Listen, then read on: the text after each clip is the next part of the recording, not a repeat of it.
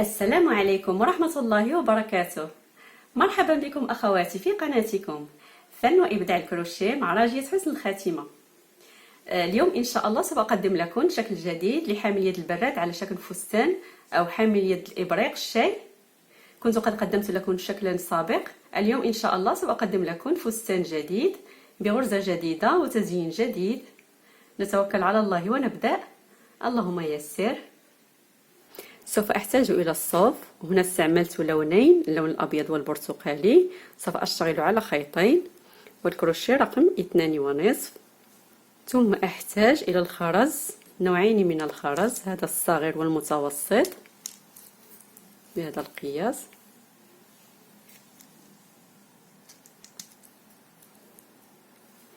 هنا الشريط، أنا أشتغل بهذا الشريط اللامع. يمكن استعمال شريط الساتان العادي بلون الصوف الذي نشتغل به. ثم الإبرة، وهنا خرزة لأزين بها الفستان، وطبعا المقص.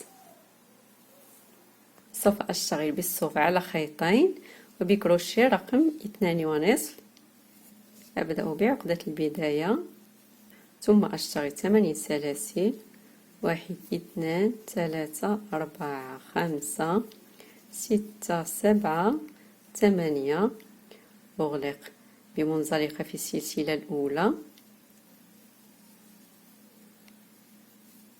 ثم أشتغل على هذا الخيط 20 سلسلة. 1 غرزة على اليمين وغرزة على اليسار، 2 3 4 5 حتى أكمل 20. 6 7. ثم على الجهة الثانية من الدائرة أشتغل غرزة حشو.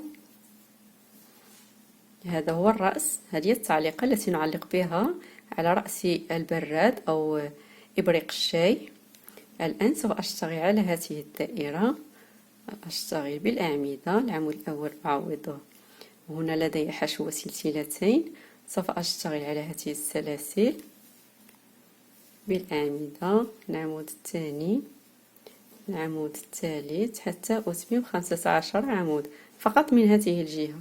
لدي هنا 3 4 5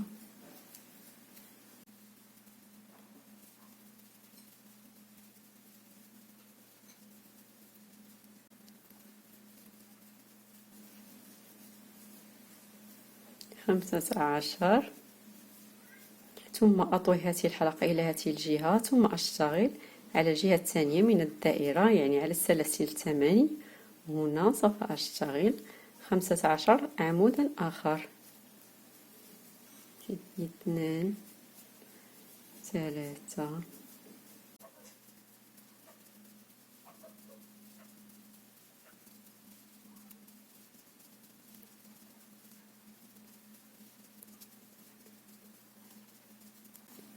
ثم أغلق بمنزلقة في رأس العمود الأول. هنا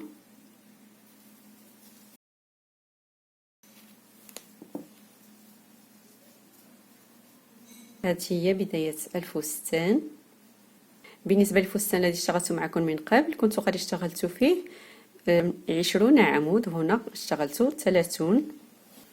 سوف أشتغل على العمود الأول عمود أعوضه ب3 سلاسل. على نفس العمود سوف أشتغل عمود ثاني، سلسلة، وعلى نفس العمود سوف أشتغل عمودين، يعني على نفس العمود أشتغل عمودين، سلسلة، عمودين. أترك عمود أول وعمود ثاني، ثم أذهب إلى العمود الثالث وأشتغل عليه عمود أول، عمود ثاني، سلسلة، وعمودين.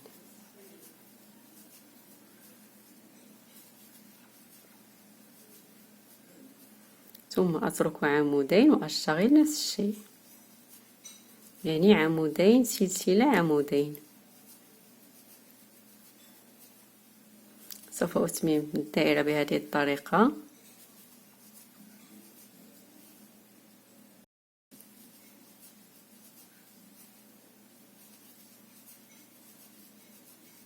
ثم أغلق بمنزلقة في رأس العمود الأول، نحصل على هذا الشكل.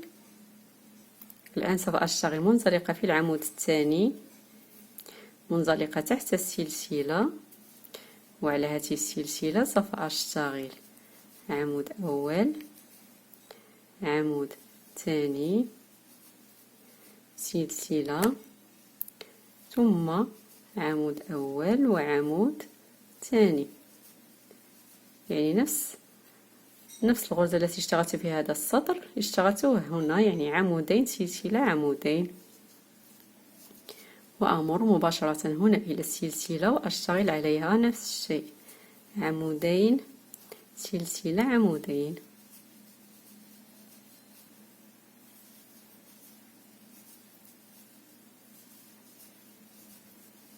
سوف أستمر بهذه الطريقة إلى نهاية الدائرة، ثم أغلق الدائرة بمنزلقة في رأس العمود، وأمر بمنزلقة على العمود الثاني، منزلقة تحت السلسلة، وأعيد مثل هذا السطر، يعني عمودين سلسلة عمودين.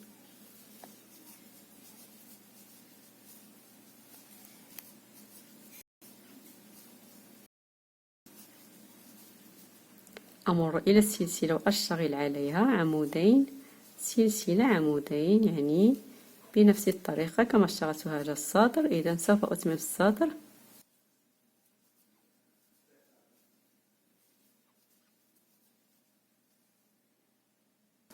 حصلت على هذا الشكل. الآن سوف أشتغل سلسلتين، أجر الخيط وأبدأ بالاشتغال باللون الثاني. هنا على السلسلة بين عمودين سلسلة عمودين، هنا سوف أشتغل 3 سلاسل تعوض لي العمود الأول، ثم عمود ثاني، سلسلة، وعلى نفس السلسلة سوف أشتغل عمودين.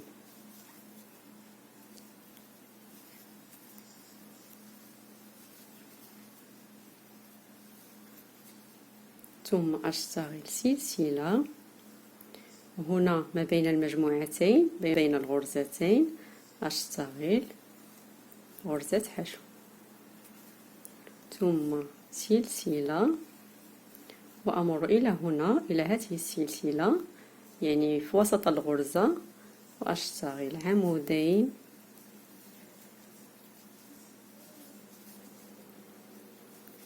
سلسلة وعمودين.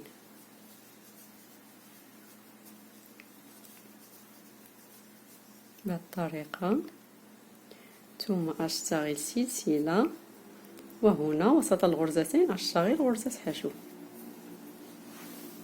إذا سوف أستمر بهذه الطريقة.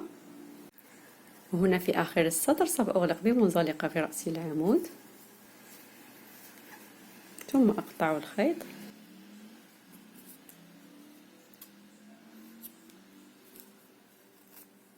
أحصل على هذا الشكل. الآن سوف أعود وأشتغل باللون الأبيض، اللون الأول. أحتاج أن أشتغل على الغرزتين هنا في الوسط، هذا هو الأمام. هنا أشتغل على هاتين الغرزتين، وهنا كنت قد اشتغلت سلسلتين، أضفت لهم سلسلتين، يعني اشتغلت 4 سلاسل. الآن سوف أمر إلى هذه الغرزة وأشتغل ليس على عين غرزة الحشو، ولكن من هنا من الأسفل بهذه الطريقة. سوف أشتغل عمود، لن أغلقه، أحسب 1 2 3، يعني أترك 3 غرز بهذه الطريقة، وأشتغل هنا عمود آخر، يعني عمودين برأس واحد. ألف الخيط، أترك الغرزة الأولى، هذا هو العمود، أترك الغرزة الأولى والثانية والثالثة، ثم أذهب هنا وأشتغل هنا من الوسط، من وسط الغرزة من الخلف، أشتغل العمود الثاني، يعني عمودين برأس واحد بهذه الطريقة. طبعا يمكن أن نقطع الخيط، إذا وجدتن أخواتي أن الطريقة صعبة يمكن أن تقطعن الخيط وتذهبن مباشرة باشتغال عمودين برأس واحد. المهم يجب أن نترك الغرزتين هنا في الأمام. أتحدث على هذه الحلقة، يعني سوف أشتغل على هاتين الغرزتين. الآن سوف أشتغل على هذه الغرزة من الخلف هنا من الوسط، يعني ممكن أن نطوي هكذا حتى يظهر العمل، وأشتغل من هنا من الوسط بنفس الطريقة عمودين سلسلة عمودين، يعني من وراء السطر الذي اشتغلت بالبرتقالي بهذه الطريقة. ثم على هذه الغرزة، غرزة الحشو، سوف أشتغل عمود من الخلف هنا من وسط الغرزة،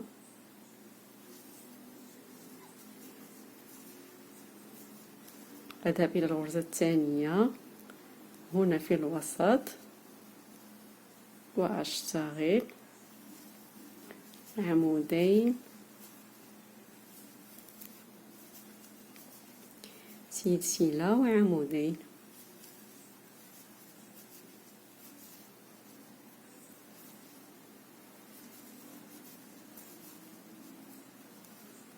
اشتغلت غرزتين.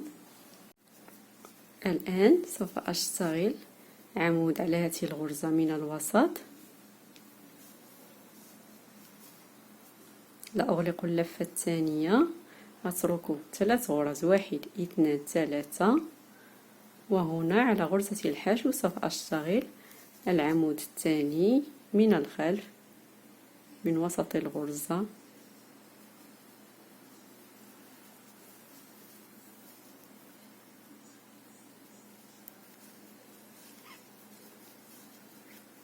ثم أغلق اللفات الثلاث بغرزة واحدة،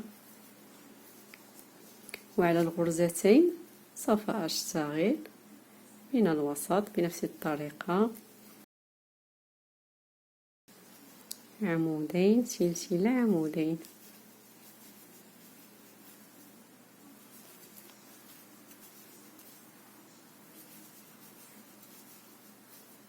على غرزة الحشو أشتغل عمود،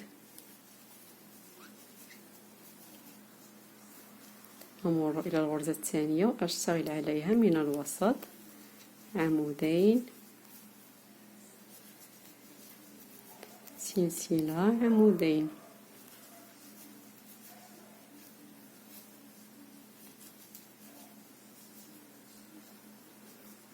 هنا وصلت إلى اليد الثانية، كنت قد اشتغلت عمودين برأس واحد، سوف ألصق بمنزلقة في رأس العمودين، ألف بهذه الطريقة وأشتغل منزلقة.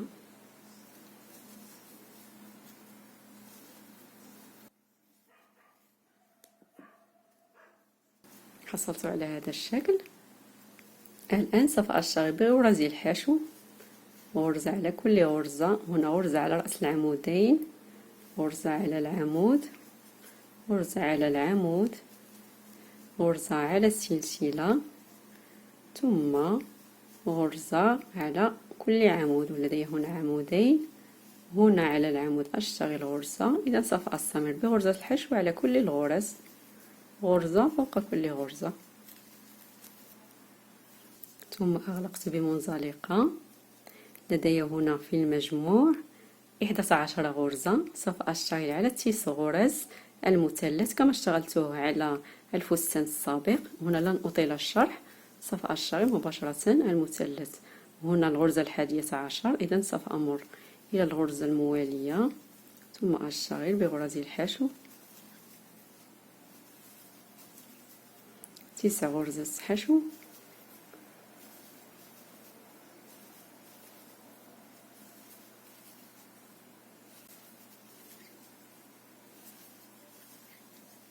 ألف العمل وأشتغل 8. الطريقة كنت قد شرحتها في الفيديو السابق. إذا هنا سوف أشتغل مثلث 8 غرز، ألف وأشتغل 7 غرز. إذا سوف أشتغل كما اشتغلت في الفيديو السابق. بعدما أتممت المثلث قمت بقطع الخيط، سوف أثبته بالإبرة وسط الغرز، ثم أبدأ الاشتغال من هنا.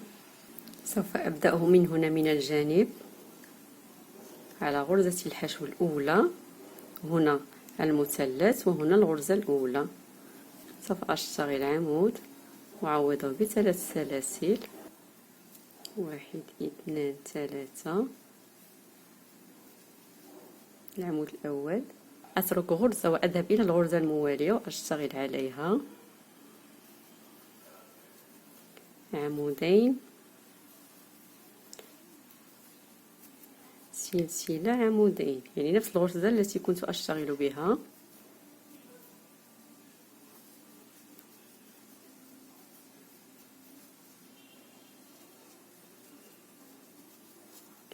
ثم أترك غرزة وأشتغل على الغرزة الموالية عمود،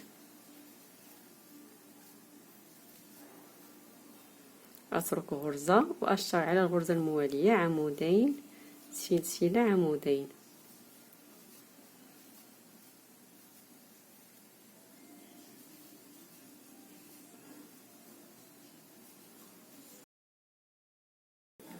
ثم أترك غرزة وأشتغل عمود،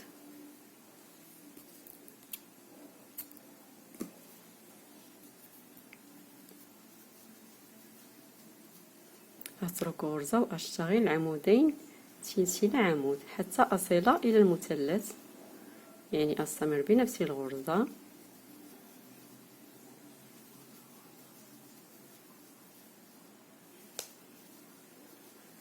بهذه الطريقة. هنا وصلت إلى المثلث، سوف أشتغل عمود، أترك غرزة وأذهب إلى الغرزة الموالية أشتغل عليها عمود. الآن سوف أستمر بالاشتغال على المثلث. إذا أترك غرزة وأشتغل على الغرزة الموالية، يعني أترك السطر وأذهب إلى السطر الذي يليه. بما أني اشتغلت المثلث بغرز الحشو، إذا كل غرزة لدي هنا في السطر.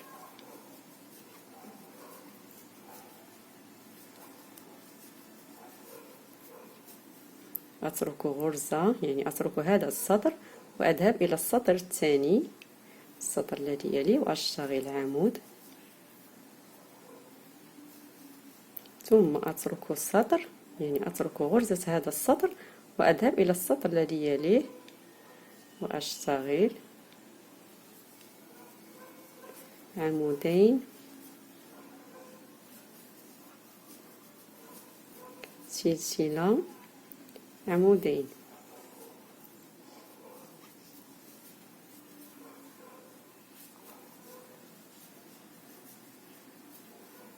أترك هذا السطر وأذهب إلى السطر الثاني وأشتغل عمود،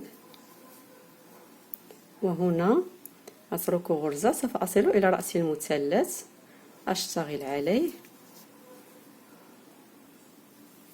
عمودين،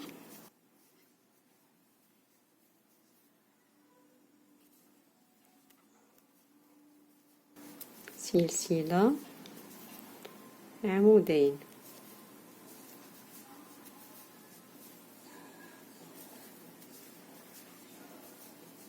حصلت على هذا الشكل، يعني غرزتين من هذه الجهة وغرزة على رأس المثلث. إذا بنفس الطريقة سوف أشتغل من هذه الجهة، يعني سوف أشتغل غرزتين. وهنا السطر الذي يقابل هذا السطر اشتغلت عليه عمود، إذا هنا سوف أشتغل عمود. طبعا أترك غرزة، أترك السطر وأشتغل للسطر الموالي، أترك السطر وأشتغل للسطر الموالي.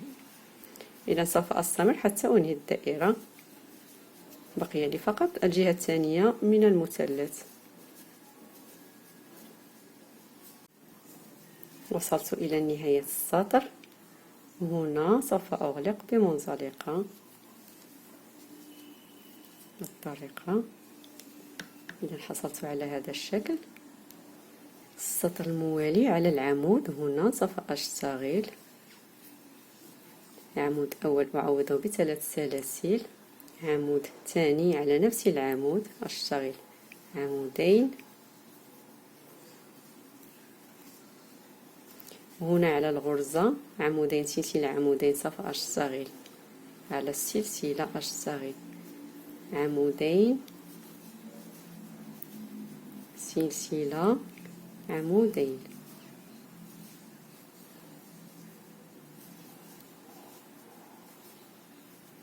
ثم هنا على العمود سوف أشتغل عمودين.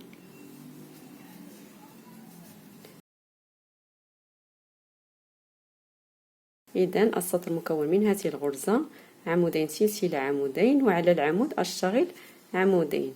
سوف أستمر بهذه الطريقة إلى نهاية السطر.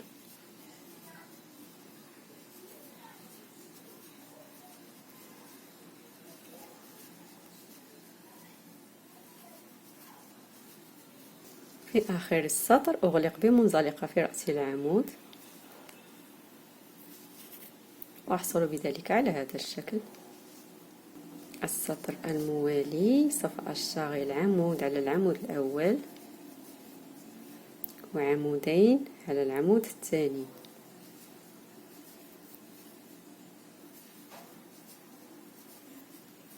أشتغل الغرزة هنا على السلسلة عمودين سلسلة عمودين،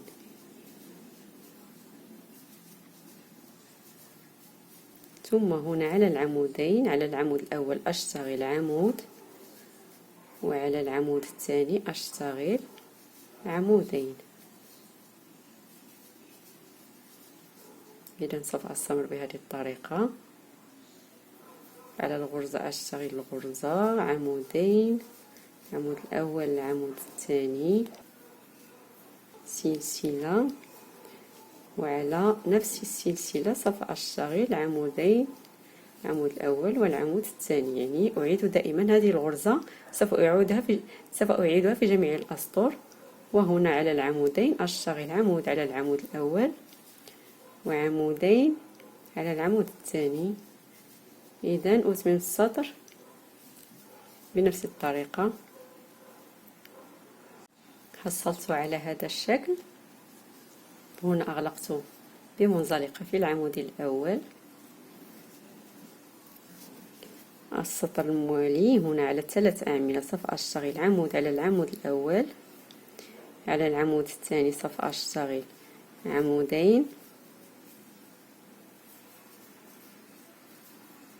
وعمود على العمود الثالث. هنا إذا حصلت على 4 أعمدة، كل سطر سوف أضيف عمود. وهنا على الغرزة أشتغل عمودين سلسلة عمودين،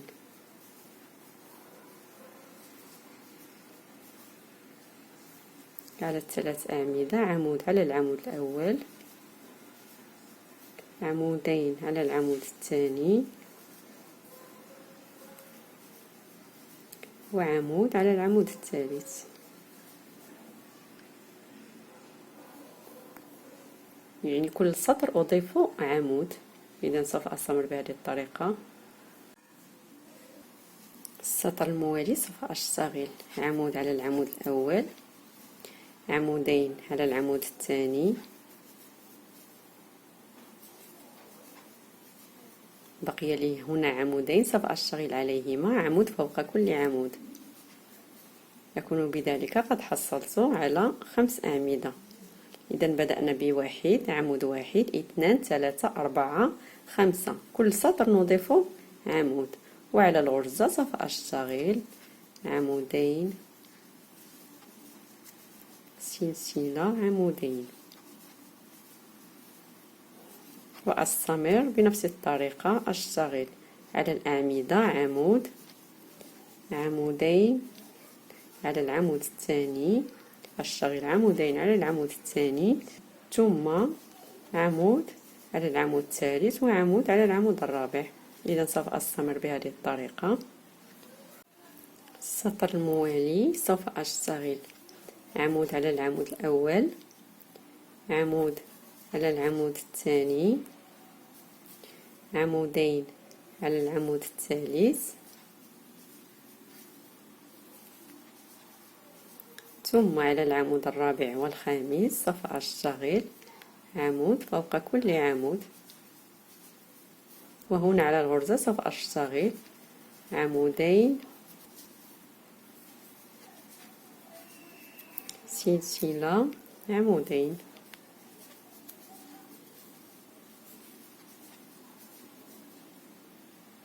إذا أضفت عمود في الوسط، وهنا 5 أعمدة وهنا 6 أعمدة. شكل الفستان بدأ يتضح. السطر الموالي سوف أضيف عمود آخر، يعني سوف أبدأ بعمود على عمود، عمود على العمود الثاني، ثم هنا على العمود الثالث سوف أشتغل عمودين. يمكن كذلك أن أشتغل على العمود الرابع أو على العمود الخامس، يعني ليس بالضرورة على العمود الثالث.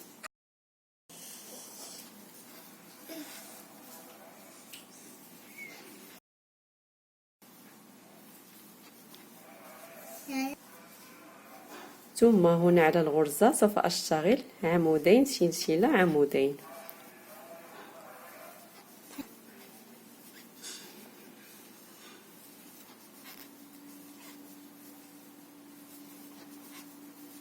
إذا سوف أستمر بهذه الطريقة إلى نهاية الدائرة. هنا أنهيت الدائرة. الآن سوف أشتغل 5 سلاسل، 1 2 3 4 5. أجر الخيط وأبدأ بالاشتغال باللون الثاني. طبعا أخواتي من خافت أن ينفك لها الخيط تقوم بعقده بهذه الطريقة، ثم أمر إلى اللون الثاني. أنا هنا سوف أدخل اللون الثاني. يمكن أن تشتغلين الفستان بلون واحد، أنا سوف أضيف هنا نفس اللون الذي اشتغلته هنا البرتقالي. سوف أشتغل به سطرين، العمود الأول على العمود، عمود على العمود الثاني،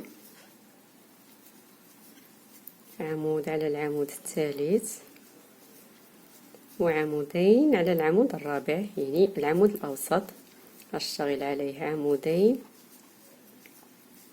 ثم على الثلاث الأعمدة الموالية سوف أشتغل عمود فوق كل عمود.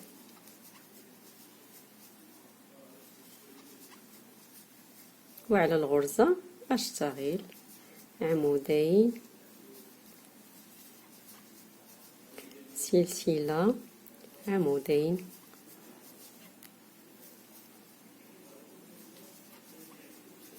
إذا سوف أستمر بهذه الطريقة. قمت بإضافة عمود هنا في الوسط. إذا سوف أتمم الدائرة ونستمر إن شاء الله.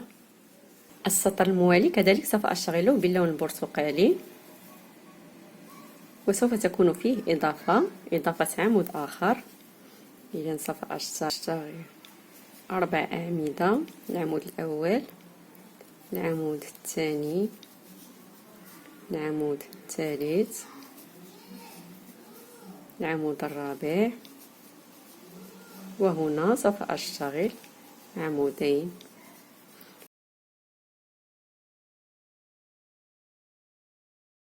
أحاول أن أشتغل العمود الإضافي وسط العمل، ليس في الجانب، في الوسط لكي لا يظهر مكان الإضافة. إذن بهذه الطريقة أضفت عمود في الوسط. الآن لدي هنا 9 أعمدة، وعلى الغرزة سوف أشتغل عمودين سلسلة عمودين.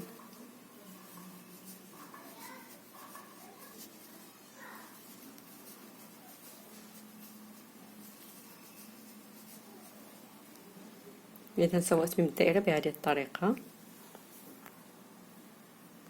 سوف أشتغل 3 سلاسل، 1 2 3، يعني سوف أشتغل الآن باللون الأبيض.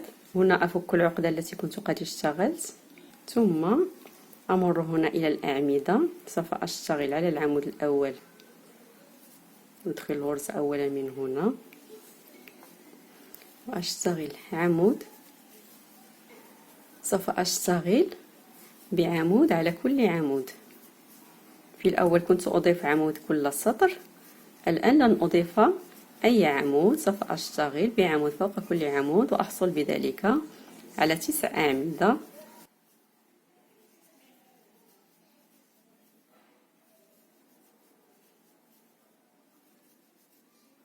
ثم هنا على الغرزة سوف أشتغل عليها الغرزة، عمودين، سلسلة وعمودين. إذا سوف أستمر هذا السطر بهذه الطريقة، أشتغل عمود فوق كل عمود والغرزة كما هي، عمودين سلسلة عمودين، ثم أضيف سطرين آخرين بنفس الطريقة بعمود فوق كل عمود، يعني 9 أعمدة، والغرزة تبقى كما هي. إذا سوف أتمم اشتغال الأسطر الثلاث ونستمر إن شاء الله. حصلت على هذا الشكل. هنا اشتغلت 3 أسطر بدون زيادات، اللون الأبيض وسطرين من اللون البرتقالي. طبعا اختيار الألوان واختيار ترتيب الأسطر يبقى اختياري، يمكن أن نضيف فقط سطرين هنا أو سطر، يعني لكن الاختيار أخواتي. أنا هنا اخترت أن أشتغل سطرين من البرتقالي، سطر أبيض وسطرين من البرتقالي. الآن سوف أشتغل السطر الأخير، أترك العمود الأول وأذهب إلى العمود الثاني هنا وأشتغل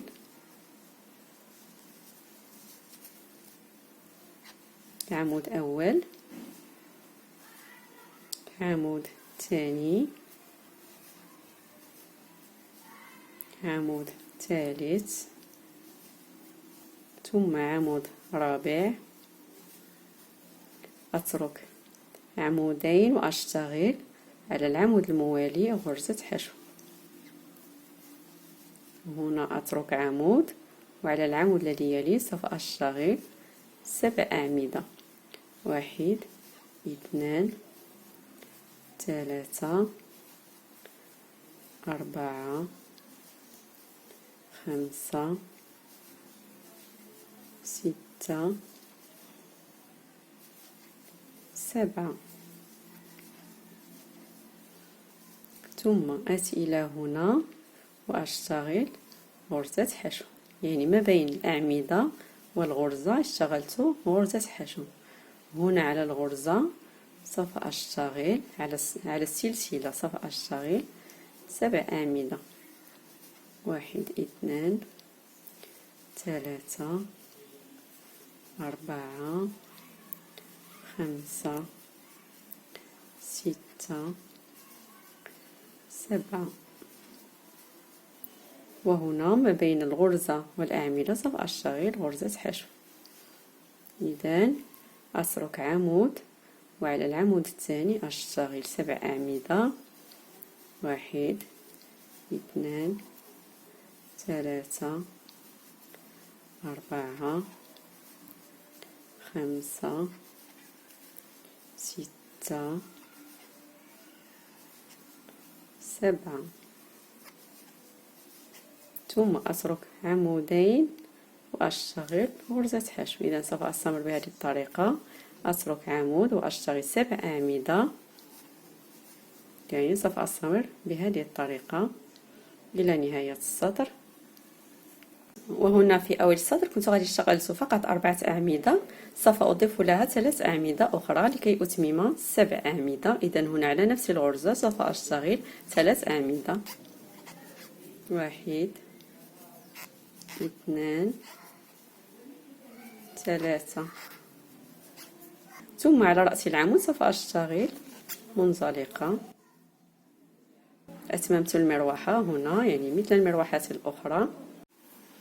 بالنسبة للتزيين بالخرز سوف أبدأ بالجزء العلوي للفستان. سوف أشتغل بهذا الخرز الصغير. هنا في العنق سوف أشتغل كما اشتغلت في الفستان السابق، وهنا سوف آتي إلى هنا إلى الركن. هنا هذا الركن، لدي هنا هذه المروحة.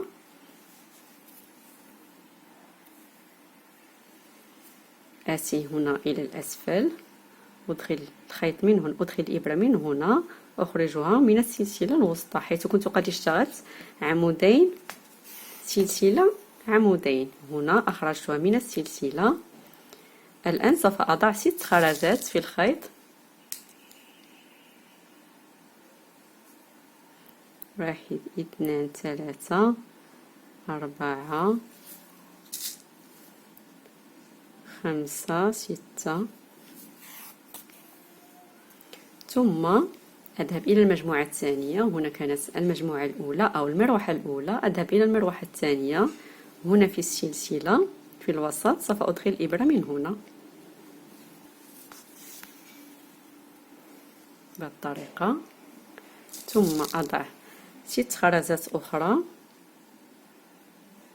3 4 5 6. وأذهب إلى المجموعة الثانية أو المروحة الثانية وأدخل الإبرة من هنا. إذن هذا هو التزيين الذي سوف نستمر به على الفستان. إذن سوف أستمر وأشتغل 6 خرزات هنا ثم هنا وهنا، يعني لدي 5 مجموعات، 1 2 3 4 5. وبالنسبة للتزيين الجزء السفلي من الفستان سوف أشتغل الآن على هذه المجموعات من عمودين سلسلة عمودين. لدي هنا 5، هنا مجموعة واحدة، 1 2 3 4 5. سوف أشتغل معكم هذه في الوسط بنفس اللون. هنا اخترت اللون البرتقالي. آتي هنا إلى المروحة البيضاء وأدخل الإبرة من هنا. سوف أضع خرزة،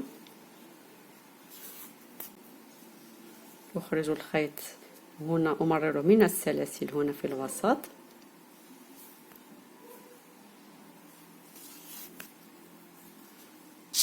خرزة ثانية، ثم أمرر من هنا على السلاسل هنا على الخيط الأبيض.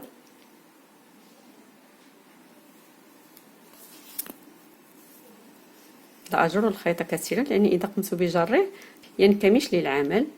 إذن سوف أشتغل فقط 5 خرزات، يعني أضيف واحدة هنا،